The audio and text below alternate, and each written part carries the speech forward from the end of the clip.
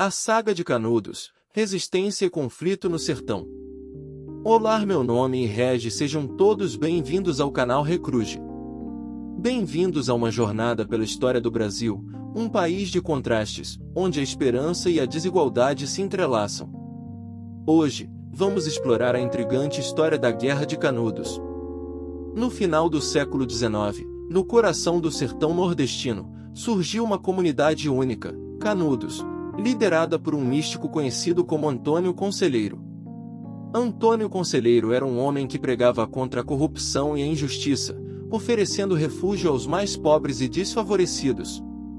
Sua visão de uma vida baseada em valores religiosos e morais atraiu seguidores, e Canudos começou a prosperar. No entanto, as autoridades da recém-instaurada República Brasileira não viam com bons olhos essa comunidade que desafiava o poder central. O governo decidiu tomar medidas drásticas. Começaram as expedições militares, 4 no total, para desarmar e desmantelar Canudos. Mas a resistência dos habitantes foi surpreendente.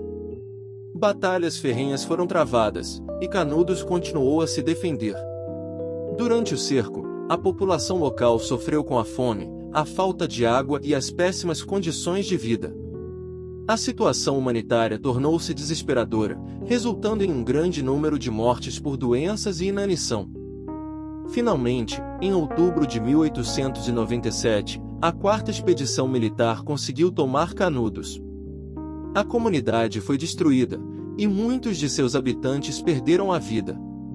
Consequências: a Guerra de Canudos deixou um legado duradouro. Ela levantou questões sobre o autoritarismo do governo, a brutalidade da repressão e a falta de políticas públicas para lidar com a pobreza e a seca no Nordeste brasileiro. Legado: a resistência dos habitantes de Canudos tornou-se um símbolo de luta contra a opressão e a desigualdade no Brasil. E até hoje, Canudos é lembrado como um capítulo complexo e marcante na história do país. O governo brasileiro considerou Canudos uma ameaça por várias razões, apesar de ser um pequeno vilarejo no sertão nordestino. Algumas das razões incluem: religião e messianismo. Antônio Conselheiro, o líder de Canudos, tinha uma forte influência religiosa sobre seus seguidores e pregava mensagens messiânicas. Isso tornava uma figura carismática e poderosa na região, e o governo temia que seu movimento religioso pudesse se tornar uma força unificadora capaz de desafiar a autoridade estatal. Tensões políticas. Na época, o Brasil estava passando por mudanças políticas e sociais significativas, com a proclamação da República em 1889. O governo republicano via com desconfiança qualquer movimento que desafiasse a ordem estabelecida, e Canudos representava um desafio potencial à autoridade do novo regime. Distribuição de terras. Canudos estava localizada em uma região com disputas frequentes por terras. Muitos dos habitantes de Canudos eram poceiros, ou seja, ocupantes de terras sem títulos de propriedade legais. Isso criou tensões com fazendeiros locais e políticos que buscavam expandir suas propriedades.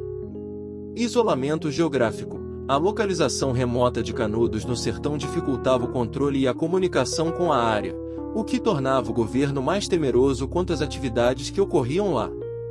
Preconceito religioso e cultural. O governo e muitos setores da sociedade brasileira eram predominantemente católicos, enquanto Canudos era associada a uma forma de religiosidade popular e sincrética que era vista com desconfiança e preconceito. Isso contribuiu para a visão negativa de Canudos. Esses fatores combinados levaram o governo a ver Canudos como uma ameaça à estabilidade política e social, levando à decisão de enviar tropas para reprimir o movimento. Infelizmente, essa ação militar resultou em uma guerra brutal que teve um alto custo humano e causou a destruição de Canudos. Obrigado por nos acompanhar nesta viagem pela história da Guerra de Canudos. Não deixe de se inscrever para mais vídeos que exploram os eventos e figuras que moldaram o nosso mundo. Até a próxima, fui!